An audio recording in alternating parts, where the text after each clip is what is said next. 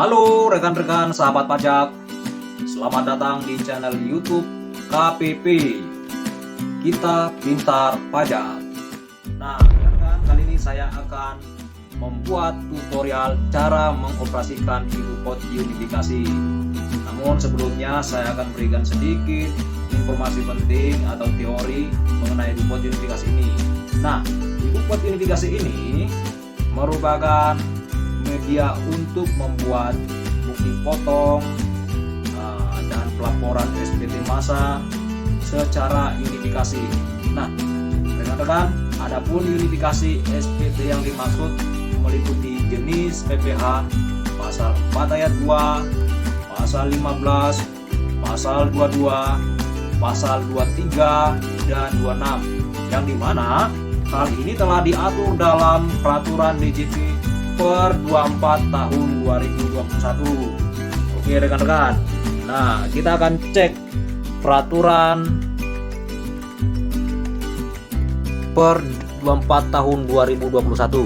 Di sini sudah saya buka rekan-rekan. Nah, saya akan sampaikan informasi yang menurut saya penting, yaitu ada di pasal 13.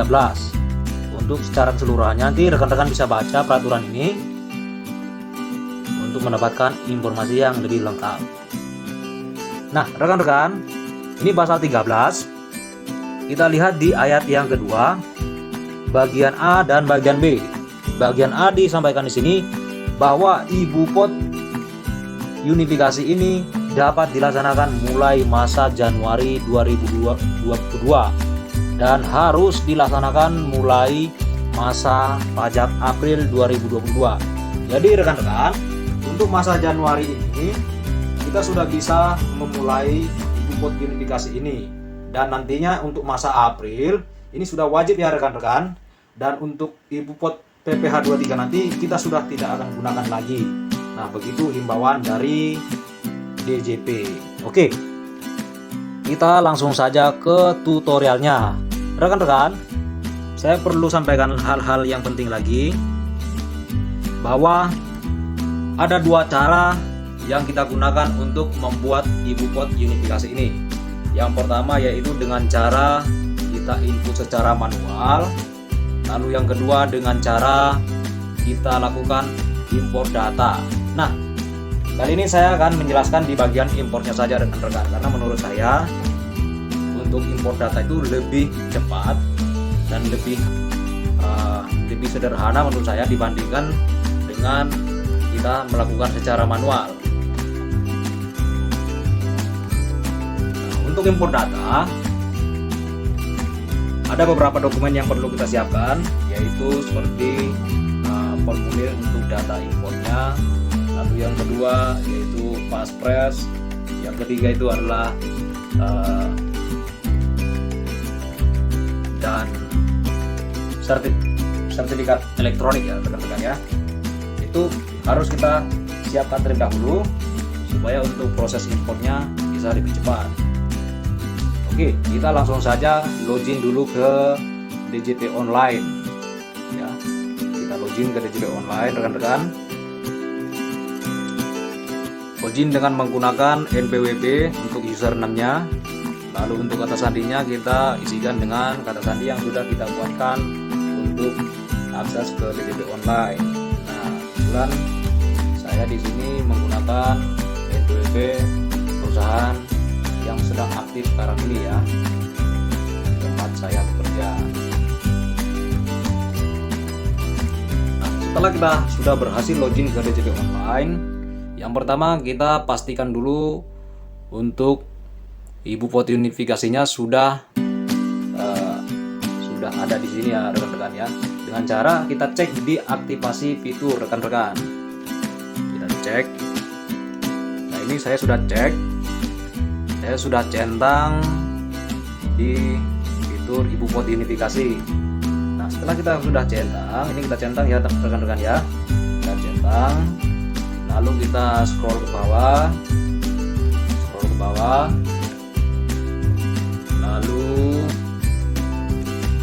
Lalu kita klik ubah fitur layanan. Kita klik. Setelah kita klik, kita okekan saja teman-teman, rekan-rekan. Lalu selanjutnya kita masuk ke menu lapor ya. Kita masuk ke menu lapor. Nah, di sini kita bisa lihat tampilannya ya rekan-rekan ya. Di sini ada pelaporan, ada pra pelaporan. Nah, kita klik yang pra pelaporan. Kita klik ya rekan-rekan ya. Nah, setelah kita klik, maka akan muncul di sini dua ibu pot, satu ibu pot unifikasi dan satunya lagi ibu pot PPh pasal 2326. Namun kita akan lanjut ke ibu pot unifikasi rekan-rekan. Kita klik saja di sini. Nah, tampilannya seperti ini ya rekan-rekan ya. Nah, seperti yang saya sampaikan di awal, bahwa yang kita siapkan adalah data import ya rekan-rekan ya. Nah, untuk data import sendiri bisa kita unduh dari di sini ya rekan-rekan ya. Unduh di pajak penghasilan, lalu kita masuk ke ini import data ya rekan-rekan. Lalu kita klik yang ini nih.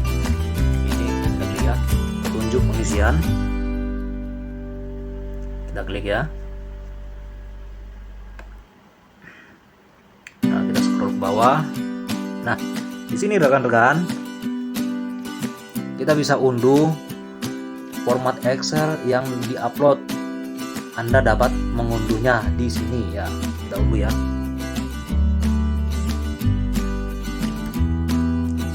Oke.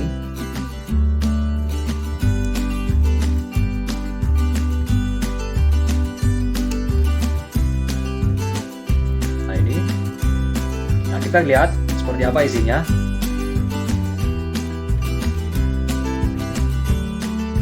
Tampilannya seperti ini teman-teman.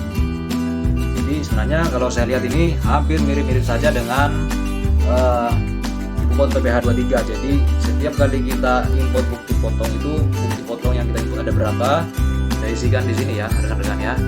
Ini misalnya ada 2, katakanlah itu misalnya PPh pasal 4 ayat 2 nya ada 1, PPh pasal 15 nya ada 1, lalu kita isi di sini 2 karena ibu potnya ada 2.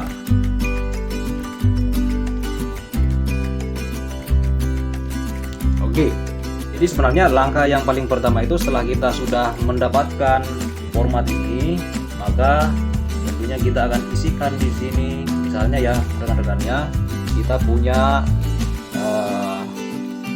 data untuk membuat bukti potong itu untuk PPh pasal 4 ayat 2 ya, katakanlah ini ya.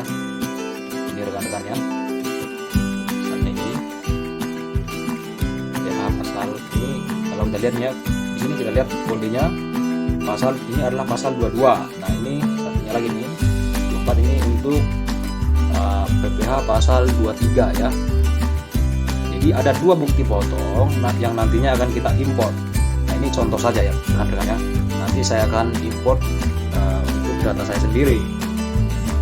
Tapi yang perlu saya jelaskan di sini adalah bahwa ini semuanya sudah dalam bentuk format yang telah ditentukan oleh DJP. Nah, hal itu bisa kita cek di sini ya rekan-rekan ya. Kalau kita klik di sini atau kita arahkan kursor ini ke kolom-kolom ini ya, kita akan informasikan bahwa NPWP jika UIT menerima penghasilan memiliki NPWP.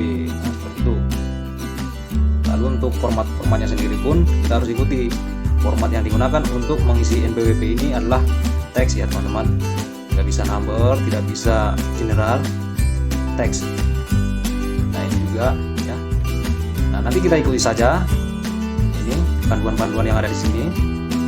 Kita wajib ikuti ya rekan-rekan ya, supaya nanti pada saat import tidak gagal validasi. Nah, ini adalah untuk pengisian. Nah, kalau sini ya rekan-rekan ya, ini ada 42, 15, 22, 23. Jadi ini maksudnya bahwa untuk objek pajak pasal 4 ayat 2, pasal 15, pasal 22, pasal 23, disinilah kita mengisikannya rekan-rekan. Sedangkan untuk pasal PPh 26 itu ada di bagian sini di NR ya. Di sini jika kita ada pemungutan PPh pasal 26, kita isikan di sini rekan-rekan. panduannya juga di sini ada nih. Nah, di sini ya. Hampir sama seperti iBookpot. Jadi rekan-rekan yang sudah terbiasa menggunakan iBookpot tentunya ini akan hal yang sangat mudah ya, menurut saya ya. Nah, ini juga sama ya, di iBookpot PPH pasal 23 juga ini ada. Nah, ini nih. Kita isikan jika ini transaksinya tadi itu adalah 234222. Nah, kodenya ini. Atau bisa kita cek di panduan yang ada di sini. Ya. Saya rasa kita semua paham lah ya rekan-rekan ya untuk hal ini. Kita lanjutkan bagaimana cara importnya ya. Kita lanjut saja. Nah, seperti ini rekan-rekan. Saya sudah punya data saya sendiri yang nantinya saya akan import. Nah, saya ada punya 2 data ya. Satu itu untuk pembuatan iBookpot unifikasi PPH pasal 23. Oh ya, ini 23 semua ini, 23. Ini bisa kita lihat di sini ya, rekan-rekan. Kita lihat di kode objek pajak. Ini 23 semua. Tapi di sini satu punya NBWP, satu pakai NIK. Jadi jika punya NBWP kita isikan di kolom ini ya, kolom ini. Jika tidak memiliki NBWP berarti memiliki NIK, kita isikan di sini. Nah, kalau saya lihat untuk format ini berbeda dengan format yang ada di iBookpot PPH 23, dimana jika tidak memiliki NIK itu kita wajib mengisi kolom untuk nama yang sesuai dengan KTP, lalu kabupatennya di mana, provinsinya di mana, itu wajib kita isi. Nah, saya akan coba, mudah-mudahan ini berhasil ya rekan-rekan ya. Mudah-mudahan linknya ini valid supaya tidak gagal dalam proses import. Saya akan coba import. Ini ada 2, lalu di sini saya isikan untuk tahun 2022 ini ada 2 bukti potong untuk masa pajak Januari ya. Januari itu dibuat kodenya 1 ya.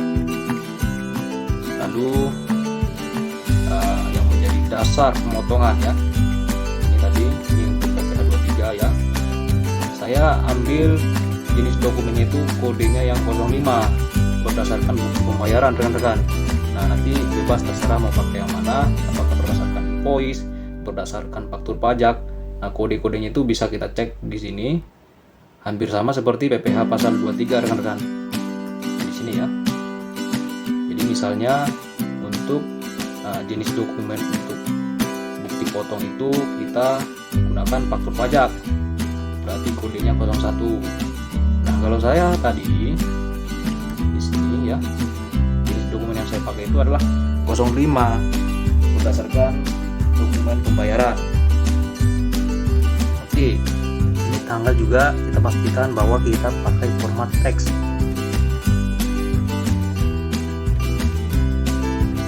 Di sini juga kita pastikan bahwa formatnya adalah teks ya, sudah sesuai. Ya, apalagi ya. Oke, di sini penanda tangan. Penanda tangan itu adalah pengurus sendiri ya. Lalu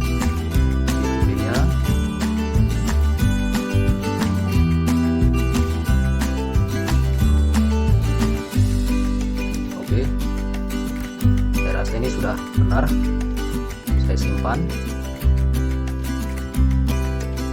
Lalu selanjutnya saya akan import ke menu import yang ada di buat aplikasi. Oh ya rekan-rekan, satu hal lagi yang sangat penting, bahwa ini jangan sampai salah. Nantinya NBWP ini akan dicatat di bukti potong yang menandatangani bukti potong tersebut. Jika ini salah, misalnya yang seharusnya penandatangan itu adalah misalnya si A, NBWP-nya ini, ya kan, ternyata karena mungkin kita lupa mengganti di sini, ya kan, nah otomatis nanti dia terbawa. Jadi kalau di sini salah, ya bawa dia bawa yang salah. Nah, ini harus kita perhatikan ya rekan-rekan ya. Oke, selanjutnya kita kita langsung atur dulu untuk penandatangan atau ya penandatangan yang bertindak untuk menandatangani SPT dan bukti potongnya. Kita bisa isikan di sini ya. Nanti kita klik NPWP, isikan NPWP-nya itu secara otomatis nanti. Jadi begitu kita sudah isi NPWP, masukkan, dia akan secara otomatis membaca pemilik NPWP tersebut ya rekan-rekan ya. Lalu setelah sudah ditemukan, langsung disimpan saja. Setelah itu kita kembali ke pajak penghasilan ya, untuk kita lakukan import. Jadi tadi setelah kita sudah mengisi data import itu dengan benar, sudah siapkan, dan jangan lupa rekan-rekan ya, untuk nama filenya itu, nama Excelnya itu kita gunakan namanya lah NPWP ya. Misalnya NPWP saja itu 1 2 3 4 5. Nah, kita gunakan itu, tidak boleh pakai huruf. Jadi kita gunakan nama NPWP tanpa tanda baca ya, supaya nanti pada saat proses import itu tidak gagal. Oke, kita langsung klik pajak penghasilan. Saya sudah klik, maka tampilannya seperti ini. Lalu kita import data yang sudah kita siapkan tadi. Kita import ke di sini ya. Kita import di sini, klik ini import data. Nah, seperti ini rekan-rekan ya tampilannya. Setelah tadi kita klik di import data, maka tampilannya seperti ini. Lalu kita sesuaikan dulu tahunnya. Sekarang tahun 2022, dan untuk masa yang kita akan input bukti potongnya adalah masa Januari. Nah, lalu kita pilih file yang sudah kita buat tadi, file import itu yang maksud saya, kita simpan di mana. Lalu kita pilih ini ya, pilih cari tempat penyimpanan file tersebut, Excel untuk import tersebut ya. Nah, ini dia rekan-rekan, saya sudah upload ke sini ya. Ini nama filenya di sini, size-nya itu 136.5. Jika misalnya dari rekan-rekan merasa ada yang salah, perlu ada harus diperbaiki lagi dari data importnya, masih bisa dihapus ya rekan-rekan ya. Lalu kita cek di sini, pastikan tidak melakukan import Excel dengan data yang sama apabila terdapat Excel yang belum selesai diproses sebelumnya. Nah, jadi begini rekan-rekan. Nah, memang kita di sini perlu kesabaran untuk mengoperasikan DCP online ini, karena kadang-kadang DCP online ini sendiri kadang sangat lambat ya. Pada kita login, kita lambat DCP ini loadingnya lambat ya. Kadang-kadang rekan-rekan ya, itu biasanya kalau itu lambat itu kalau di hari kerja mungkin banyak pengguna, jadi sangat mempengaruhi mungkin untuk kinerjanya jadi lambat. Nah, kadang-kadang pada saat kita nanti unggah itu proses loading itu lama ya. Nah, kita sabar aja rekan-rekan, jangan langsung unggah-unggah lagi, nanti takutnya double. Ternyata yang sebelumnya sudah berhasil, tapi karena kita klik unggah-unggah itu jadi double lagi. Nah, ini jadi nanti membuat banyak potong di dalamnya. Jadi kita tunggu aja sampai selesai prosesnya, sampai benar-benar nanti yang sudah kita unggah itu berhasil. Mari kita cek ya. Nah, seperti ini rekan-rekan. Tadi setelah saya klik unggah, maka dia akan proses. Lalu di sini sudah kita lihat tandanya sukses ya. Nanti kita tinggal klik OK ya, kita klik OK. Jadi selama kita belum menerima notifikasi sukses seperti ini, kita jangan klik lagi jangan klik lagi unggah-unggah itu ya. Nanti takutnya double bukti potong yang kita import, misalnya hanya 2, ternyata ketika kita unggah, nah berarti mungkin ada 2 nanti jadi 6. Nah, oke, ini kita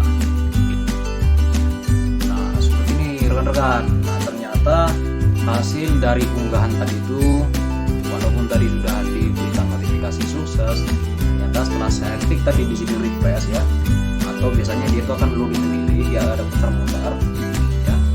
Kalau tidak ada bisa kita refresh, maka akan muncul ini keterangan uploadnya di sini, terdapat draft bukti potong yang gagal divalidasi, silakan perbaiki file Excelnya. Nanti kita cek lagi nih, kita bisa cek di sini ya, yang ada tanda aksi ini tanda apa nih, tanda mata ya di sini ya. Nanti kita cek di sini, lihat kesalahannya apa gitu ya. Nanti bisa kita cek, misalnya kalau ternyata kesalahannya ada yang kurang formatnya, bisa kita perbaiki lagi. Jadi saya akan cek dulu, saya akan perbaiki dulu datanya, apakah mungkin NBW yang tadi memang tidak valid. Saya akan cek dulu, maksud saya bukan NBW, nomor NIK. Saya akan cek dulu ya rekan-rekan ya.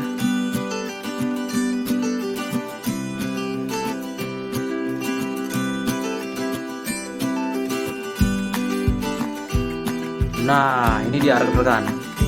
Jadi ternyata nomor NIK yang tadi itu tidak sesuai ya, nama penerima penghasilan tidak sesuai dengan NIK. Nah, ini yang saya cerita tadi. Jadi kadang-kadang nomor NIK ini yang ada di KTP itu belum tentu valid ya rekan-rekan ya. Mungkin bisa saja itu KTP-nya KTP nembak, mungkin saya nggak ngerti ya. Karena saya seringkali mengalami kasus-kasus seperti ini di Ibu Pot PPH 23. Banyak sekali nomor NIK, NPWP ada, maksud saya NIK ada, KTP-nya saya lihat ada, saya udah terima fotokopi KTP-nya, tapi begitu saya masukkan nomor NIK-nya gagal divalidasi. Nah, mungkin rekan-rekan juga pernah mengalami hal yang seperti ini. Nah, jadi saya coba cek dulu ya ke yang bersangkutan, apakah NIK ini valid atau tidak. Oke rekan-rekan, setelah saya cek ke data importnya, ternyata kesalahannya di sini ya rekan-rekan ya. Jadi di sini kan ada panduan ya, jika wajib diisi saat memilih NIK ya. Nama yang ditulis harus lengkap sesuai NIK. Nah, saya belum isi namanya karena saya di sini ada isi nomor NIK, berarti di sini harus ada nama. Oke, saya akan isikan namanya di sini ya. Ini harus huruf besar ya rekan-rekan ya. Oke, ini saya simpan kembali. Saya simpan, lalu akan saya coba import lagi dengan cara yang tadi ya, import.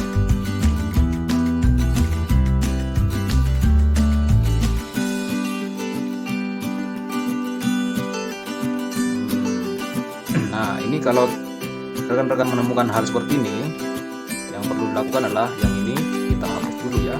Ini hapus, lalu kita isi lagi, validasi. Nah, sudah muncul.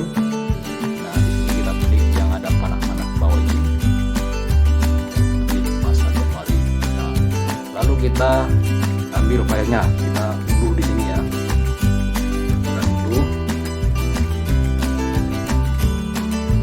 Sudah unggah filenya, sukses, data berhasil diunggah. Lalu kita cek apakah data yang ini sudah berhasil divalidasi ya. Harusnya berhasil ya rekan-rekan ya. Terus kita cek. Nah, ini dia. Tadi setelah udah sukses, kita klik OK, kita scroll bawah, maka kita lihat di sini ya. Kalau ini data ini belum keluar rekan-rekan, kita bisa refresh ya di sini ya. Ini tadi yang gagal, yang pertama saya upload itu ya, gagal. Lalu yang ini kita lihat sudah sukses, data bukti potong atau pungut unifikasi berhasil dibentuk. Nah, ini sudah berhasil nih rekan-rekan ya. Selanjutnya kita lanjut untuk posting ya, kita posting bukti potong ini supaya bisa dibentuk ke SPP. Ya rekan-rekan, kita scroll lagi ke atas supaya bisa kita klik menu posting di sini ya. Kita klik posting. Nah, ini rekan-rekan, setelah kita udah klik posting, maka akan tampillah isian-isian di bawah ini. kita isi dulu tahun, lalu masanya, lalu kita cek ya, kita cek. Setelah kita cek, maka dia akan muncul seperti ini ya.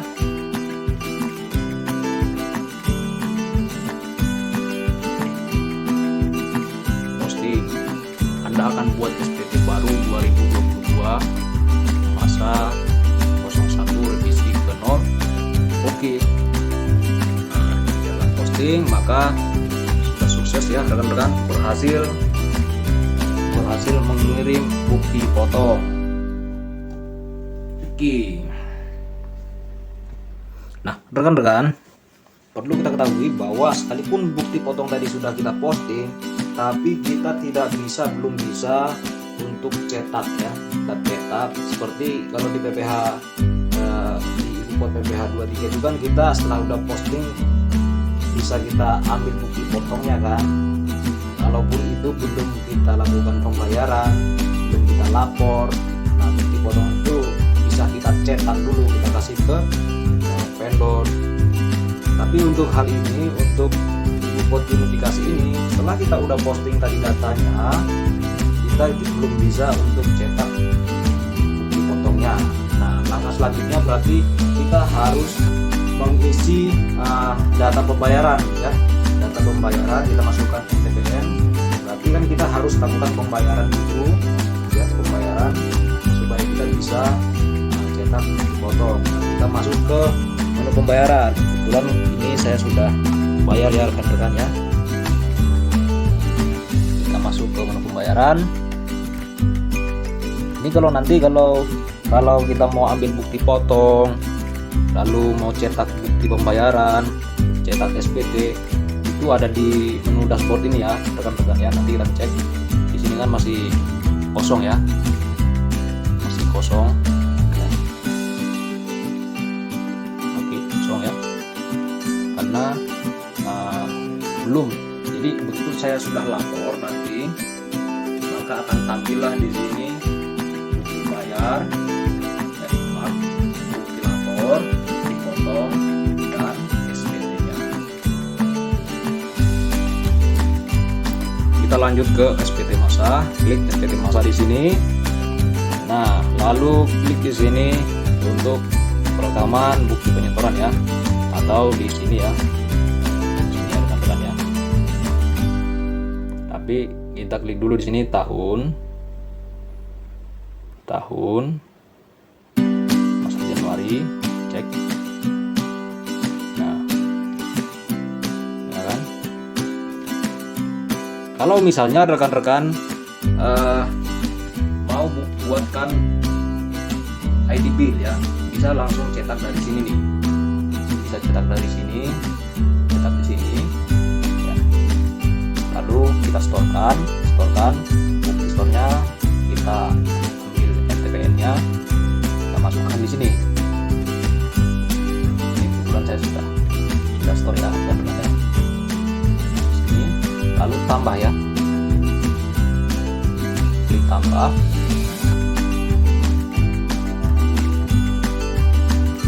Nah, masukkan NTPN-nya.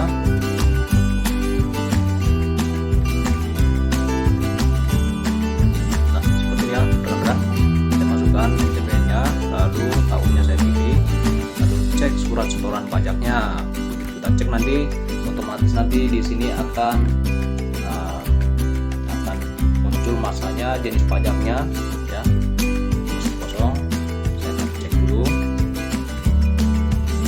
Tampilannya seperti ini, lalu saya simpan, sukses. Oke, selanjutnya kita penyiapan SPT masa PPH unifikasi. Ini dia rekan-rekan.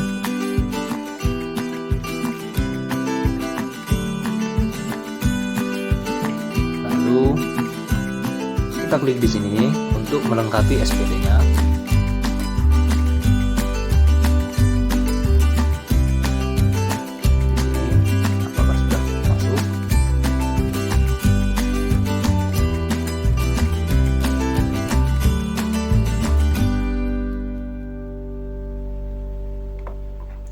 Ini sudah tadi ya.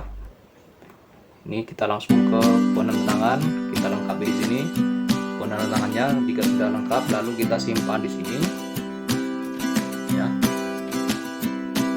Setelah penentangan sudah kita lengkapi, kita simpan, oke. Lalu kembali lagi ke sini.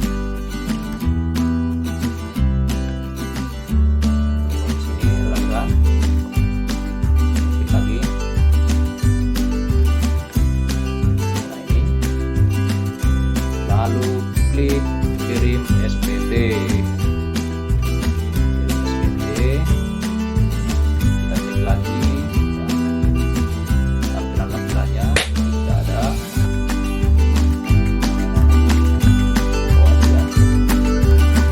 Tampilannya.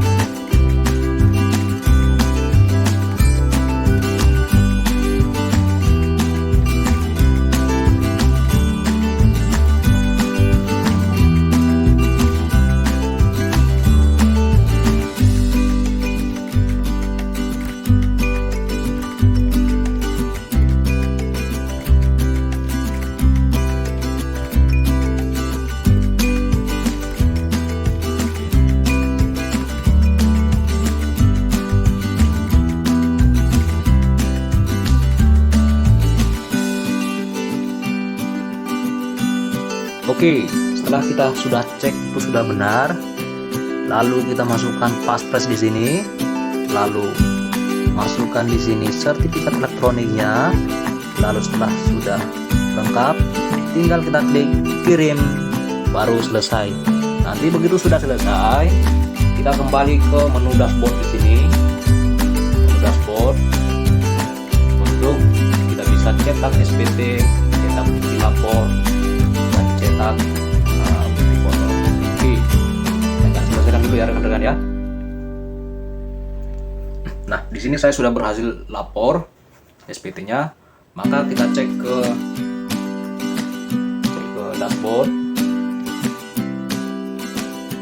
Nah, ini sudah tampil ya rekan-rekan, tadi belum ya. Di sini bisa kita cek, lihat BPE, ini bukti foto, ini saya belum bisa. Masih tahap pengembangan ini ya. Kita bisa diapain? Ini untuk cetak SPT, lalu ini untuk mengajukan mengunduh bukti potong ini bisa nih rekan-rekan nih. Nah, jadi sekian tutorial untuk mengoperasikan e-identifikasi ini. Semoga bermanfaat. Jika rekan-rekan merasa ini sangat bermanfaat, mohon di like dan subscribe video ini, dan di share ke teman-teman yang lain supaya kita bisa saling berbagi ilmu pajak. KBB, kita pintar pajak. Oke teman-teman, terima kasih.